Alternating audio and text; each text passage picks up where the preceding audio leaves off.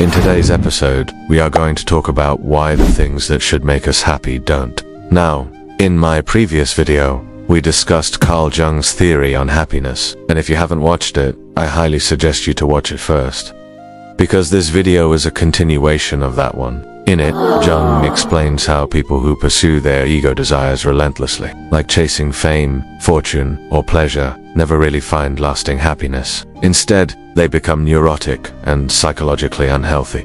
Because there is more to human beings than just the ego. We also have a shadow, an anima, or animus, and a self, all of which must be integrated for a person to achieve psychological wholeness and happiness. So here, let us explore further Jung's theory and understand why the things that should make us happy do. Let's begin with the concept of the shadow. The shadow consists of the parts of our personality that we refuse to acknowledge because they do and feel good. We keep them hidden away in the basement of our minds, so to speak, hoping that no one will ever find them, or worse, that we ourselves never realize their existence. But Jung tells us that this is impossible. The shadow can never be escaped. It always finds a way to express itself. Sooner or later, it bubbles to the surface through dreams, fantasies, slips of the tongue, and most of all, through our behavior. We may act in ways that surprise us, saying things without thinking, or find ourselves attracted to things that we despise. All of these are manifestations of the shadow, and according to Jung, the shadow contains not only negative traits but also positive ones. However, since we tend to focus on the negative, that's what we will be discussing now. When someone is dominated by their shadow, Jung says that they live in a state of psychic inflation. They are too big for their psychological britches, as it were. Their ego becomes overblown, thinking that it is stronger than it actually is. But Jung warns us that this is a dangerous place to be in because sooner or later, the shadow will rise up and take its revenge. It will manifest itself in destructive ways, causing pain and suffering not only to ourselves, but also to those around us. That is why people who are consumed by their shadow, like criminals or dictators, are often brought down in the end by their own doing. They bite the hand that feeds them, so to speak, or shoot themselves in the foot out of paranoia. However, Jung also tells us that the shadow can be tamed and integrated. Through facing our darkness and embracing both our light and dark sides, we can learn to control our instincts and impulses and use them for good instead of evil. This process is called it is the key to psychological maturity, and it leads to true happiness, according to Jung. But before moving on to it, let's look at another obstacle to happiness. Jung believed that one of the reasons why people seek pleasure excessively to compensate for the lack of integration between their conscious and unconscious selves. He called this divided self the ego and the it. The ego is the part of the psyche that develops after birth. It is the center of our awareness, and it creates our sense of identity and individuality. The it, on the other hand, is the part of the psyche that predates our ego. It is the repository of our instincts, drives, and most importantly, our experiences from before the age of 5, when we develop our ego. According to Jung, it contains the blueprint of our psyche. It holds the key to our unique potential and creativity.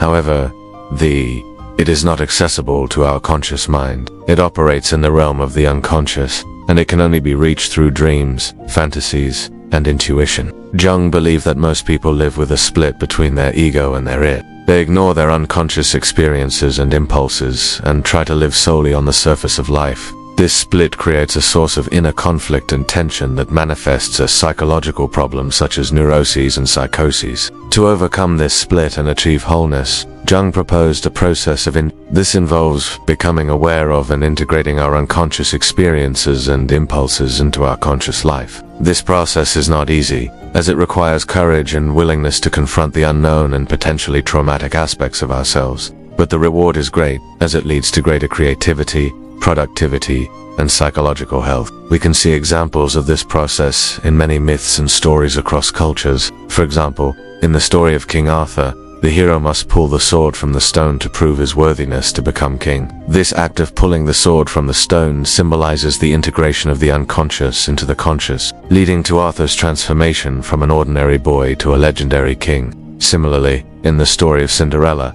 she must attend the ball and meet the prince in order to break the spell that has been cast upon her. By confronting her unconscious desires and fears, Cinderella is able to transform herself from a mistreated servant into a beautiful princess. These stories illustrate how the journey of individuation can lead to great rewards. By confronting our unconscious and integrating it into our conscious lives, we can unlock our true potential and achieve greater happiness and fulfillment. This is because Jung believed that the unconscious mind is a vast storehouse of creativity and wisdom that can guide us toward our true purpose in life. However, we must approach our unconscious with caution and respect. Jung warned that the unconscious can also contain repressed emotions and traumas that can harm us if we try to access them too quickly or without proper guidance. Therefore, it is important to work with a qualified therapist or a counselor who can help us navigate the depths of our psyche safely and effectively. If we are willing to do the inner work required to integrate our unconscious, we can achieve a state of wholeness and balance that leads to greater happiness and fulfillment. This process involves becoming aware of our shadow self and the complexes that drive us, as well as integrating our feminine and masculine sides. By embracing our shadow, we can gain control over our instincts and impulses and use them constructively. By integrating our feminine and masculine sides, we can achieve a state of balance and harmony that allows us to express ourselves fully. One way to begin this process is to explore our dreams. Dreams are a direct expression of our unconscious mind, and they can provide valuable insights into our psyche. By keeping a dream journal and analyzing our dreams with a therapist or counselor, we can uncover the hidden meanings and messages that they contain. Another way to integrate our unconscious is through active imagination. This involves setting aside time to daydream and let our minds wander freely. We may be surprised by the images, thoughts, and feelings that come to the surface. These are all expressions of our unconscious mind, and they deserve our attention and curiosity rather than our judgment or repression. It is important to note that Jung did not believe in a one-size-fits-all approach to psychology. He recognized that each person is unique and that there are multiple paths to individuation. What works for one person may not work for another. Therefore, it is important to work with a qualified therapist or counselor who can help us explore our own psyche and find the methods that work best for us. While Jung's theories may sound complex and abstract, they have practical applications for our everyday lives. By understanding the concepts of the shadow complexes, the feminine and masculine sides, and the process of individuation, we can gain a deeper understanding of ourselves and the world around us. We can become more aware of our unconscious biases and motivations, and we can learn to embrace the different parts of ourselves, including our shadow self. This can lead to greater creativity, productivity, and psychological health.